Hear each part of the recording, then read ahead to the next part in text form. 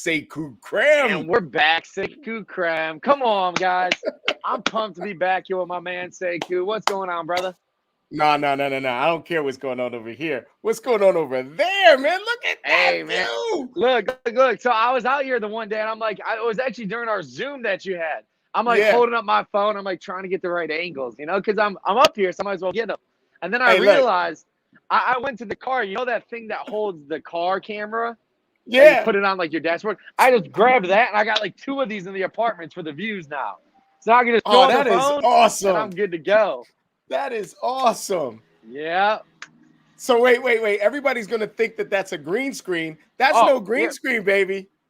That's the real deal. Screen. That's no green screen. No. That's no green screen. I gotta watch. I can't walk too far on this balcony here. Yeah, no, you don't want to flip because you're not a short dude, so that balcony is like at your ankles, man. Right. No, we're good. Hey, my mom's probably watching. We're good. I'm safe.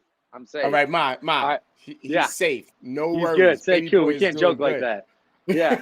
But anyways, man. So today what we wanted to talk about was amateur versus professional. And I know the reason I came up with this is I was on Sekou's commitment to capping the other night, and you're really embodying what a professional is. So I first want to go through the amateur portion of this, right? I want to bounce it over to Sekou. Sekou, what is an amateur, like in real estate, we're talking about right now, right? So what does an amateur mean to you?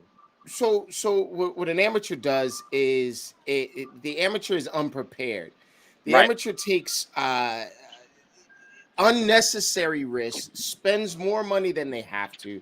The amateur doesn't review the process, so they wind up overcompensating for their amateur status with either dollars or time that could be used in the professional production of their business. Right. A lot of real estate agents get into the business for the 5 seconds that they spend with the customer instead of the 60 minutes that they spend developing the product for the customer. Right. You know what I mean? So the amateur is never thinking of the bigger picture and always thinking about almost in emergency mode all the time. And I also think a lot of times when we hear amateur and professional, we think longevity, right? Ooh. How long have you been in real estate? And that is not the case. No. I know people that are on that commitment to capping call with you that are not in the game long, but they're absolute professionals because they come on here to learn. They're coming on here to take that next step. Amateurs are people who say, man, I'm good at talking. I have a good talent. I'm a professional, right? You know how I feel about that, man. Yeah, I know how you feel about that. Amateurs are ones that, they don't know why they're winning. They're just winning. They're like, that's good enough for me. But the difference to me is the professional is constantly learning, and even more so, the professional has a system to follow. The professional is following a system so that he can confidently go in there and say, this is what winning looks like to you. Yeah. This is what we can do to help sell your home for more money. Right. We were playing with the notion that the professional knows how to fail forward. The professional knows how to examine in retrospect, knows how to examine what happened and apply the lessons to the future. It's an ironclad system that starts to build business instead of just being in business. They build business.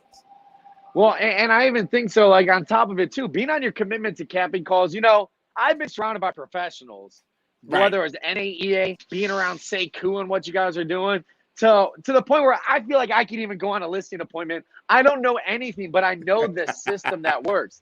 Even more so to when you go in, where do you put your bag? What's the first thing you do? What are the questions you ask? These things aren't just, you're just naturally good at it. Yeah, they're not accidental. Ooh. Professionals, they don't have accidental success. Amateurs have accidental success. I like that. What you struck on earlier in the conversation is that the amateurs win for the day sometimes. The professionals set up the business to win all the time. Yes. So you actually have your little presentation set up that I was blessed to be on the other night about your 90% rule. So why don't you go over your 90% rule for all those professionals out here? We got some more systems, some more coaching coming at you. Sekou, what do you got for us? All right. Let me preface this by saying that it would not be a presentation if I did not mention the bakery. All right. I got to mention the bakery. I always have to mention the bakery, right? And so what I've been doing lately is relating real estate to a bakery, and Right. you as a realtor opening up a bakery. 99.95% of the time, the person that opens a bakery is a chef, right? It's somebody that is passionate about their product.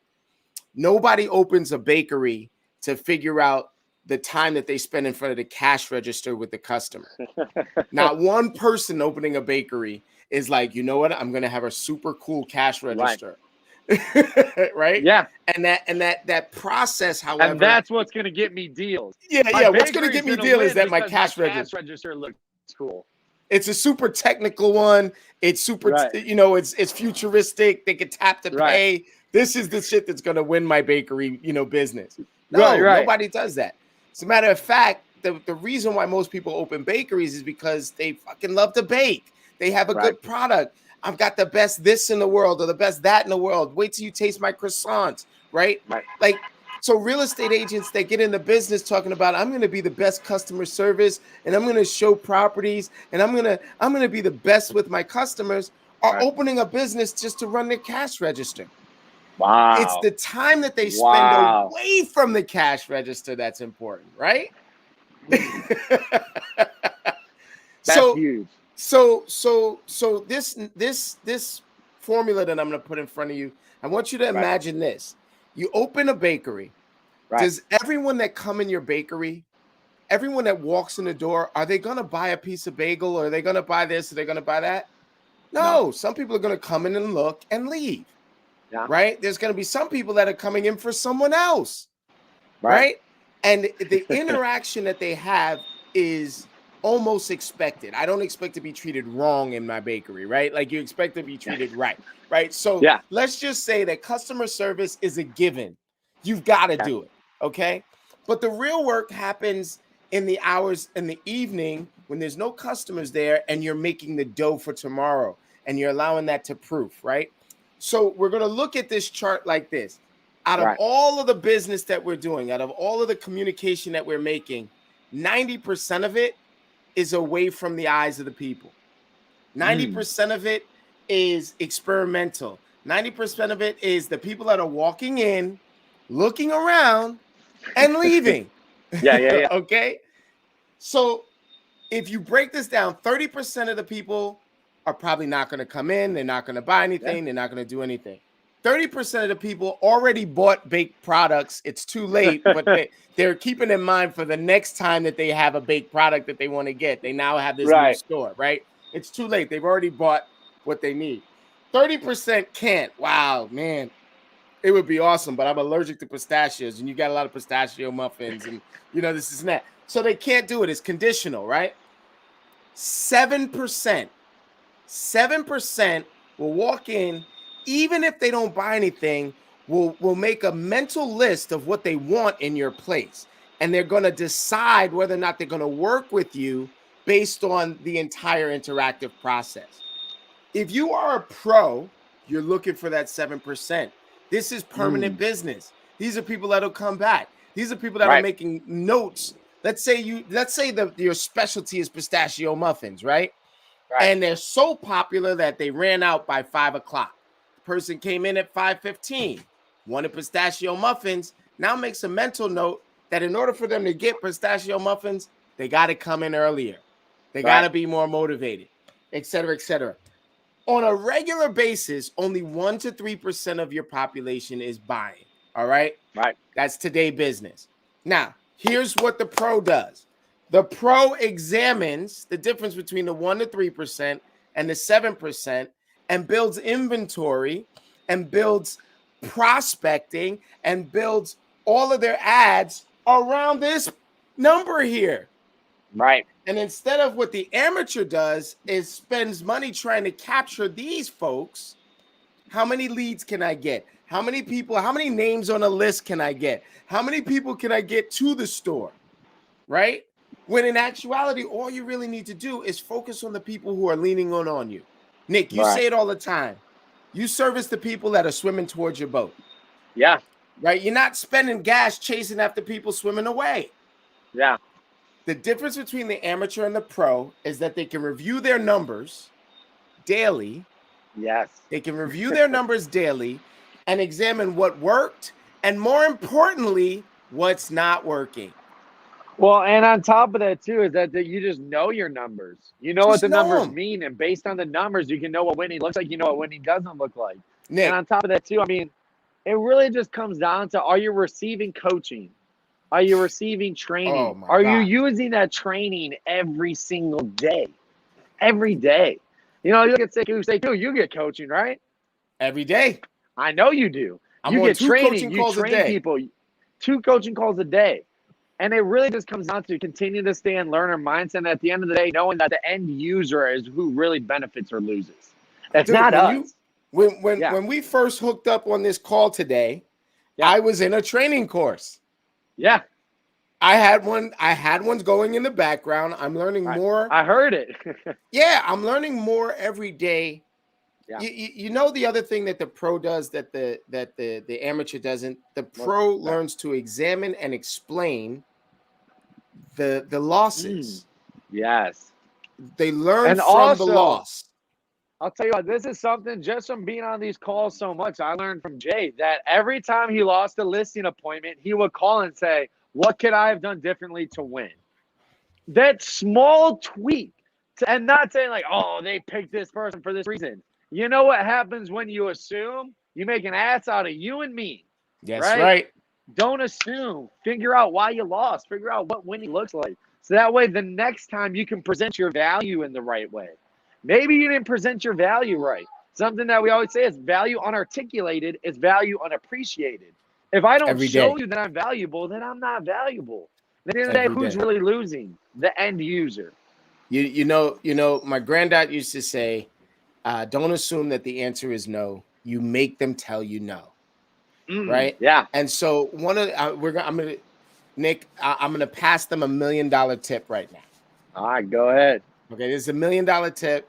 We put over $148 million worth of business together last month just from doing this one simple trick. Take your note pens out. Ready? Go. Yeah. Ask for the freaking contract. It sounds simple, but it is. Dude, what do you say? If you don't ASK, you don't what? You don't GET. If you don't That's ASK, you it. don't GET. If you don't ask for the contract, you're not going to get the contract. Simple as That's that. it. Simple. So you'll be surprised at how many agents, how many salespeople, how many people in general miss out on whatever it is they're looking to do because they just don't ask for it. So value, would you say value unexplained is value unattained? Unarticulated. Oh, yes. Value unarticulated is value unappreciated. I think it also comes down to this.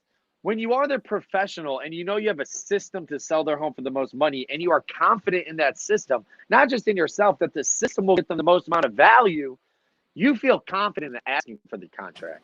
Because now I'm not asking for something that I don't know wholeheartedly I deserve, right? So when I know that I have a system, that I know that I'm the best person for the job and I can do this time in and time out, then I feel comfortable asking for the contract because I know I'm the best person here. And if I don't ask him for the contract, I'm leaving him with someone that's not as good as me. Well, I'll tell you this right now, right? So many people, like you mentioned, are afraid because they haven't been in the business long enough or they haven't been in the business years and things like that. They're afraid to stand on the fact that they are a pro. I don't care if this is your first day as a real estate agent. You are a professional. That means that even if you are a brand new agent on the all-star team, you're still on the freaking all-star team. And you need to act like that. So watch this. You talked about knowing your numbers. You're talking about articulating your numbers. You talk about asking for the contract. You know, when people are interviewing me, DeVoe says this all the time. Dave DeVoe says this all the time. I want them nervous when they're meeting me. I want the homeowner nervous about meeting me instead of the other way around. And if they ever ask me, because I know my numbers, if they ever ask me, well, how many homes have you sold, or how many this, or how many that, or this, and that, the other thing, I tell them all the time, hey, listen, every 33 people I talk to, I sell a home. I'm going to do for you what I did for them. You want me to get contacting on your behalf, right? Yeah, you want me to get started right away, right? That's it. But I only know that, and I can say with absolute certainty, and I can back it up, because I track my numbers. And those 33 people are no. Right. Listen to me carefully. Those 33 people Every 33 people I talk to, I sell one no's. home. That's 33 no's. So I'm down with you, big dogs. I'm coming down to hang out with you and your brother. I want that backdrop. I want to do like a week of that backdrop. Let's go. Come on. Yeah, now you know we got the spot. You were over here before, but not with this view and not in this pad. No. So you're going to come check it out. Yeah, all right, guys, amateur versus professional. Which one do you want to be? You want to become a professional? Go join Commitment to Capping. Sekou's got a great group. Go ahead, join Commitment to Capping. We'll drop the link in here. Let's crush it. Sekou, you the man. Thanks for coming on. Big dogs. Before you cut it off. Oh. And we're back. All right, we're back. We're back. Before we cut it off, I wanna give a special shout out to you, Nick. What winds up happening is that we've been doing this virtually for the last year and a half now, and everything that has happened in the last year and a half has come out of these interactions, right? And so what I want everyone else to understand is that if you're not a part of this universe, if you're not a part of Krem's universe, if you're not a part of our universe, if you're not a part of this universe, it is not too late to as a pro to reach in and ask, okay? Right. Ask about it. Come in, test the theory. I want you to understand that I've grown exponentially and I thought I was the shit. All right? Let me tell you right now. So I want to say thank you. And now you can push that magical bean button, baby, so we can get out of here. You're the man. I love y'all. Let's go.